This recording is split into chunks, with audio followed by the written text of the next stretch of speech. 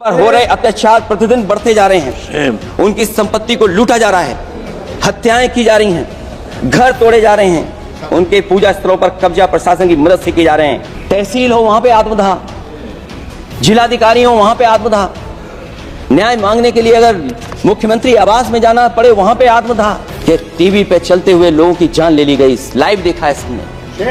ये कहां का न्याय है? कभी कभी जो डबल इंजन की सरकार चलने वाले जो दावा करते थे, पहले इंजन टकराते थे, अब तो डब्बे भी टकराने लगे हैं। Double engine single driver. आज फिर से संविधान को बचाने के लिए एक और करो या मरो आंदोलन की जरूरत है। बहुत सारे साथी इधर के ही उधर हैं, अगर उधर वाले इधर आ गए उसी दिन ये सत्ता से बाहर हो जाएंगे। न मेरा है न तेरा है, ये हिंदुस्तान सबका है। नहीं समझी गई ये बात तो नुकसान सबका है। अध्यक्ष महोदय, जो देश को ये कहते हो कि हम दुनिया की सबसे तेज रफ्तार पे चलने वाली अर्थव्यवस्था बनने जा रहे हैं, 3 पर पहुंच गए और ऊपर जाएंगे।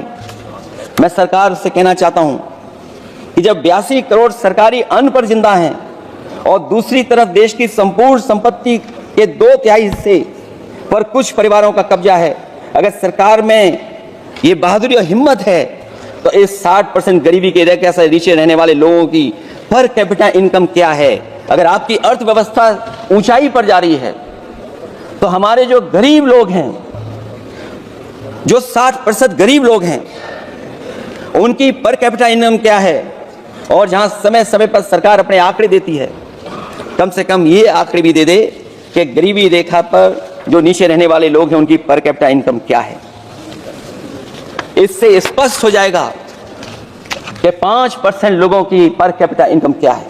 हमारा प्रेमबल कहता है कि धर्मनिरपेक्ष गणराज्य बने, राज्य की निगाह में सभी धर्म समान हैं। हमारा सेकुलरिज्म हमें रिलीजियस इक्वलिटी का रास्ता दिखाता है, यही ना अर्थ इसका है। क्या इस पर सरकार अमल कर रही है? देश के 20 करोड़ से ज्यादा अल्पसंख्यकों के, विशेषकर मुसलमानों को दूसरे दर्जे का नागरिक बना देने का प्रयास चल रहा है। उन पर हो रहे अत्याचार प्रतिदिन बढ़ते जा रहे हैं, उनकी संपत्ति को लूटा जा रहा है, हत्याएं की जा रही हैं, घर तोड़े जा रहे हैं, उनके पूजा स्थलों पर कब्जा प्रशासन की मदद से किए जा रहे हैं। अगर ये धर्मनिरपेक्षता तो धर्म शासित राज्य की क्या परिभाषा है?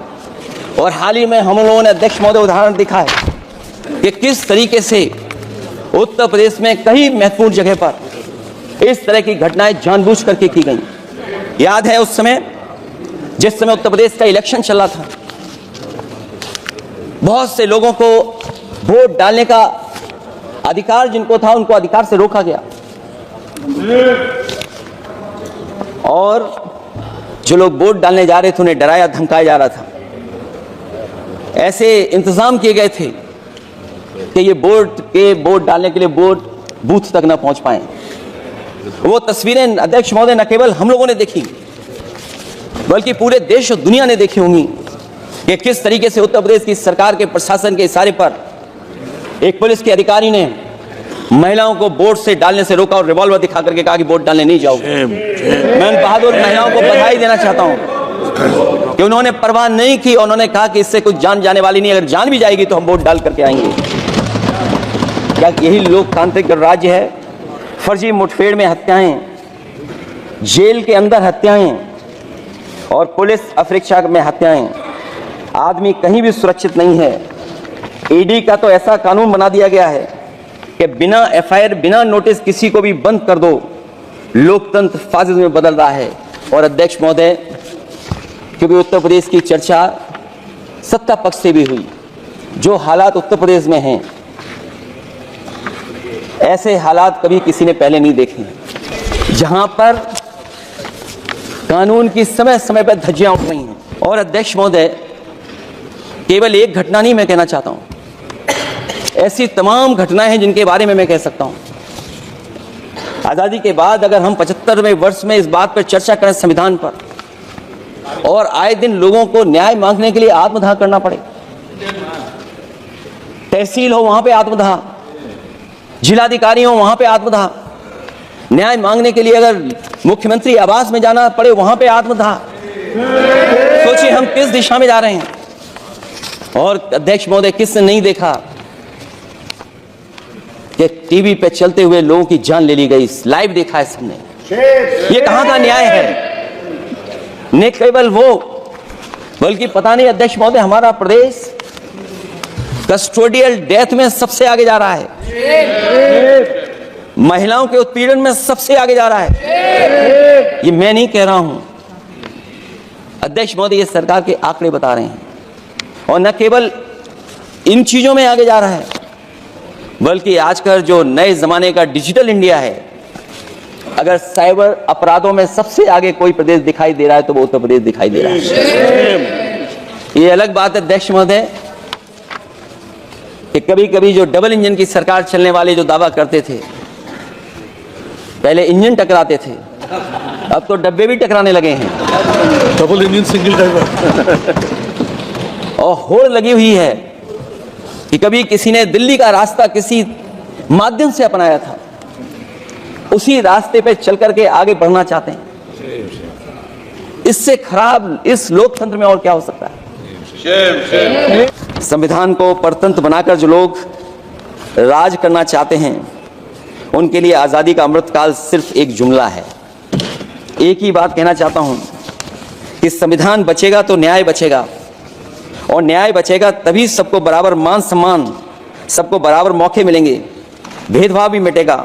और भेदभाव का भाव भी इसलिए आज फिर से संविधान को बचाने के लिए एक और करो या मरो आंदोलन की जरूरत है। इसलिए अध्यक्ष महोदय, हम आपको भरोसा दिलाते हैं, पिछले चुनाव में भी बहुत सारे सत्ता पक्ष के माननीय लोग ये कहते थे कि हमें इतनी सीटें मिल जाएंगी तो हम संविधान बदल देंगे। अध्यक्ष महोदय, मैं आपके माध्यम से जनता का धन्यवाद देना चाहता हूं कि उन्होंने 400 पार के नारे को गिरा दिया और विपक्ष को इतनी ताकत दे दी कि इनकी जो सपना था संविधान बदलने को, सपने को तोड़ने का काम किया। अध्यक्ष महोदय, बहुत सारे साथी इधर के ही उधर हैं, अगर उधर वाले इधर आ गए उसी दिन ये सत्ता से बाहर हो जाएंगे।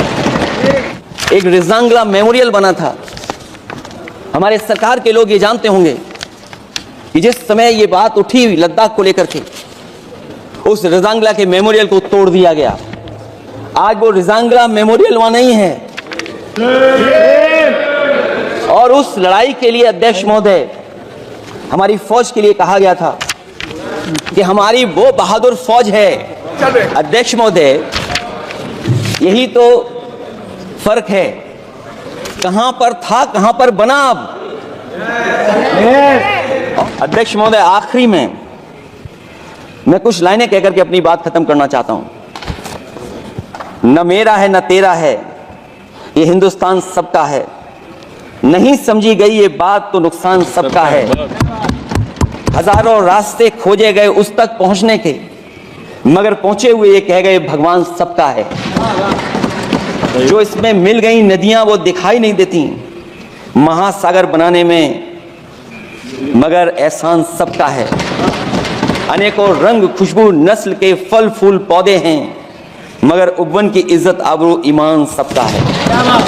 हमें उम्मीद है कि इस चर्चा के बाद बाबा साहब भीमराव अम्बेडकर जी का दिया हुआ संविधान को बदलने का सपना नहीं देखा जाएगा,